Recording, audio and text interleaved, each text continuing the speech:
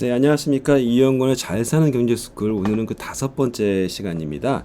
오늘 질문은 이렇습니다. 이제 갓 경제생활을 시작한 사회 초년생입니다. 아유, 축하드립니다. 부모님의 그늘을 떠난 진정한 경제적 독립과 행복한 미래를 위한 현명한 경제생활 재테크 요령을 알고 싶습니다. 라는 내용이에요. 아주 기특하지 않습니까? 이제 경제생활을 갓 시작한 사회 초년생인데 벌써부터 독립적인 경제생활과 그다음에 미래를 위한 부분까지 생각하시면서 어떻게 경제 재테크 요령을 터득해야 되는지에 대해서 질문을 하고 계십니다.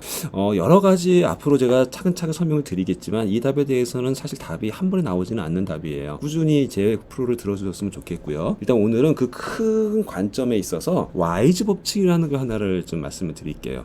질문 주실 때 현명한 경제생활이라고 하셨죠? 현명하다가 영어로 뭐죠? 바로 와이즈죠. W-I-S-E. 이 와이즈로 풀어지는 경제 법칙을 한번 설명을 드리도록 하겠습니다. 재테크의 방법입니다. 자, 첫 번째는 경제생활을 하실 때 우선 일을 하셔야죠. 그게 바로 워크입니다. W의 워크. 일을 하셔서 돈을 버시는 일을 하셔야 됩니다. 최대한 열심히 일을 하셔서 많이 버셔야 되겠죠. 어떤 일을 하냐에 따라서 어떤 소득이 발생되냐가 또 달라질 수 있겠지만 여러분 어떤 형태로라든지 일을 해서 가장 효율적으로 돈을 많이 버실 수 있는 일을 열심히 하셔야 됩니다. 소득을 창출하셔야 되고요. 두 번째로 인슈어런스, WI의 인슈어런스. 인슈어런스가 뭐죠? 보험이죠, 보험. 그러면 뭐 저기 건강보험 이런 거 들으라는 얘기인가요? 그것도 포함은 되어 있습니다만 이 인슈어런스의 중요한 의미는 리스크 해치입니다. 여러분 삶을 살다 보면 분명히 리스크가 발생이 되죠. 내가 지금 회사를 다니기 시작을 했지만 또 언제가 회사를 나오게 될 수도 있고요. 또 불의의 사고를 건장을 못하게 될 수도 있고요. 그 리스크를 해치하는 부분을 먼저 준비하는 게 두 번째 단계라는 겁니다. 그런 의미에서 일단 예비비를 준비해 놓으셔야 돼요. 예를 들어서 내 생활비가 지금 한 달에 100만 원을 쓴다라면 300만 원 정도는 언제든지 현금화가 될 수 있게 예비비의 형태로 준비가 돼 있어야 됩니다. 그래야 만약에 직장을 그만두셨을 때 3개월 내에 열심히 또 다른 직업을 찾을 수가 있지 않겠습니까? 예비비를 첫 번째 준비하시는 그것도 인슈어런스고요. 두 번째로 내가 혹시나 다칠 수도 있고 병에 걸릴 수도 있잖아요. 혹은 우리 부모님이 갑자기 다칠 수도 있어서 돈이 갑자기 부모님 요양비로 들어갈 수도 있는 거 아니겠습니까? 가족과 나를 위한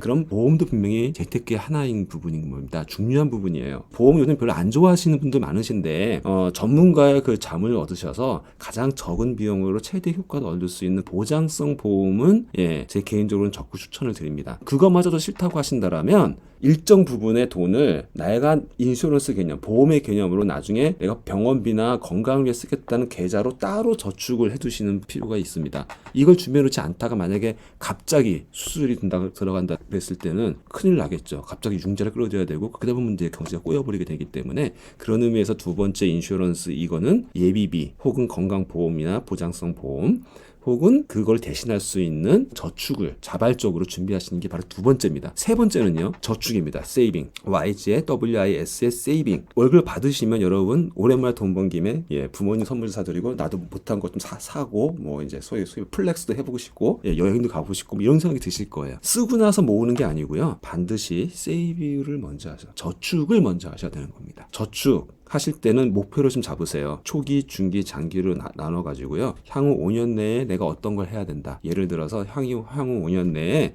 내가 작은 뭐 빚을 갖고 있다 빨리 빚을 갚아야 된다라든지 혹은 내가 아직 독립은 했지만 비싼 월세를 내고 있다면 뭐 전세를 이제 옮겨간다라든지 혹은 내 집 마련을 위해서 그건 한 5년에서 10년 중기가 되겠죠. 또는 뭐 자동차를 구매하기 위해서 5년 계획을 잡는다라든지 그다음에 10년 계획, 그 장기 계획이라면 내가 은퇴한 이후 지금 내가 직장 생활 시작했지만 영원히 직장 생활을 할 수 없기에 약 60세 전후 55세 전후에는 내가 은퇴를 할 수밖에 없게 되기에 그 이후에 내가 연금의 형태로 받을 수 있는 그런 형태의 어떤 자금을 마련하기 위해서는 저축을 어떻게 해야 될까? 그 저축 항목에 제목을 붙여서 꼬리표를 붙여서 세이빙을 세 번째로 하셔야 된다는 거죠.